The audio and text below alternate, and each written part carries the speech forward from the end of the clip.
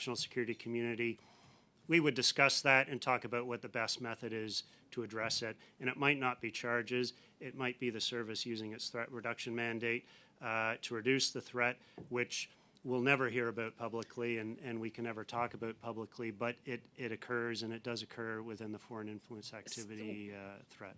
Thank you. And I guess, Mr. Fisher, so for example, you did talk about there being a phone number. You were here when I asked the Commissioner about how often that phone number is being accessed. I always have a bit of a concern because it's quite easy to put a phone number out into the public. It's not always that easy to deal with the calls that come in on that phone.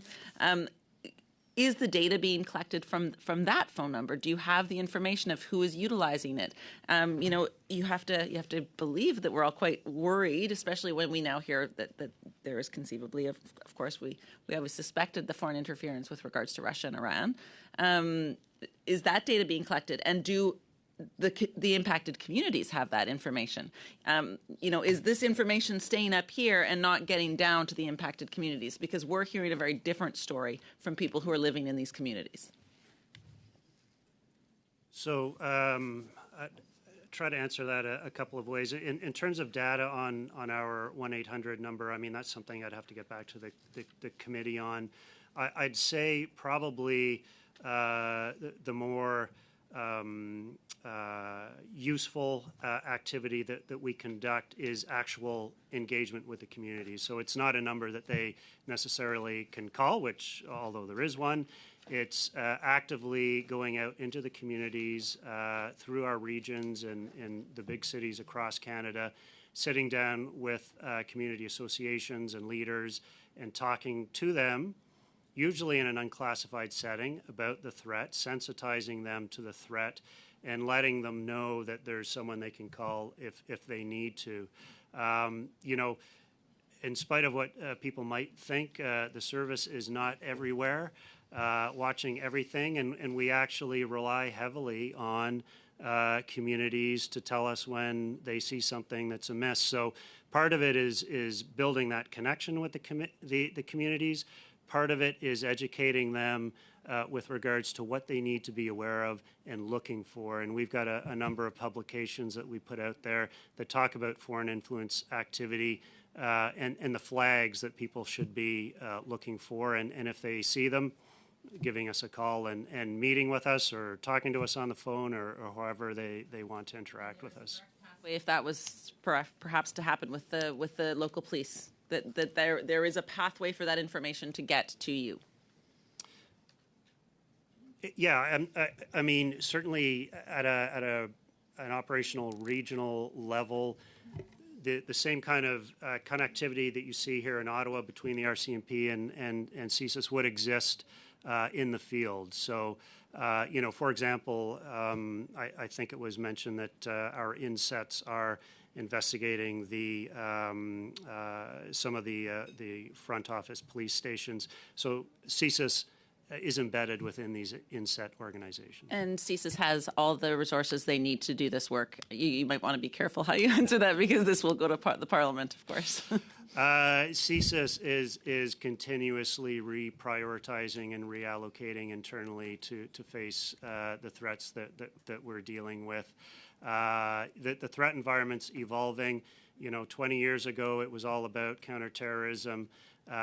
Today, you'll hear our director say publicly that the number one strategic threat to Canada is espionage and foreign interference, and we've adjusted internally to put significant resources into those investigations. Have the resources been sufficient for the changes? Thank you, Ms. McPherson.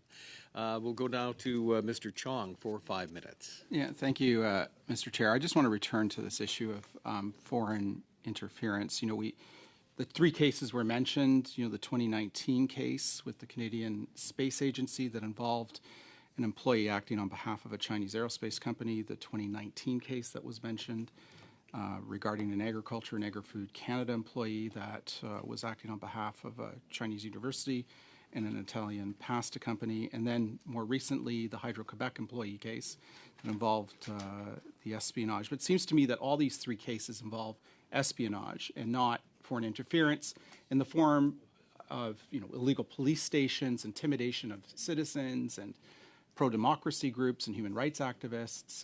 That involves things like targeting democratic institutions, political parties, candidates. And I guess the source of frustration that I and many MPs have is that a lot of this stuff doesn't, first of all, we've not heard of any criminal investigations that have led to prosecution with respect to foreign interference in the form of intimidation of citizens, targeting of political parties or candidates in respect of illegal police stations. We've not heard of any investigations that have led to charges, yet we hear of this happening amongst our Five Eyes allies.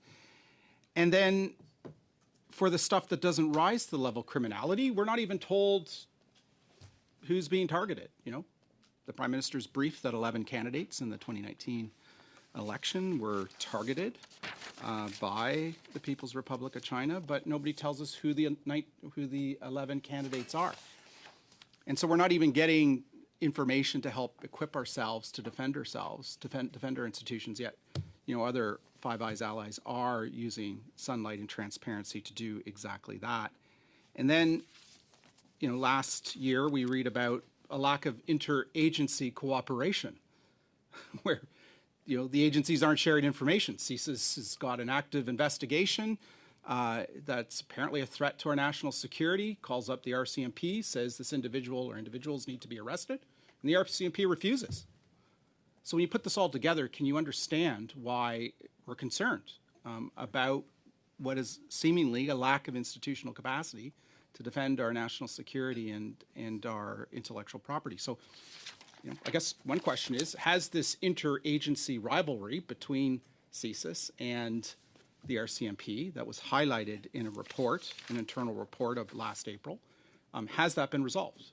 Has the lack of information sharing within the Government of Canada been resolved? So, thanks for the question. I don't know which case you're specifically referring to.